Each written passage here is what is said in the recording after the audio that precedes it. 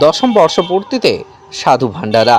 হাওড়া জেলার সাঁকরাইল থানার রায়গঞ্জ হাট এলাকার রূপা মুখার্জির ভবনে যথাযথ মর্যাদায় দশম বর্ষপূর্তিতে মা ভবতারিণী মন্দিরে মায়ের পূজা ও সাধু ভান্ডারা সহ প্রসাদ ভোগ সিন্নি দেওয়া হবে বলে উপস্থিত সকলে সনাতন ধর্মাবলম্বী ভক্ত দর্শনার্থীদের জানিয়েছেন শুভাকাঙ্ক্ষী শুভঙ্কর মুখার্জি আমাদের প্রতিনিধিকে।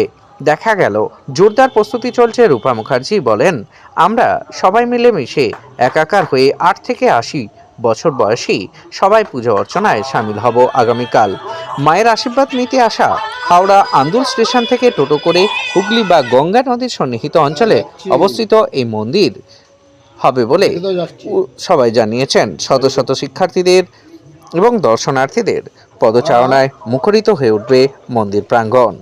বাবু হকের রিপোর্ট, হাওড়া থেকে। আপডেট পাঁশকুড়া নিউজের জন্য।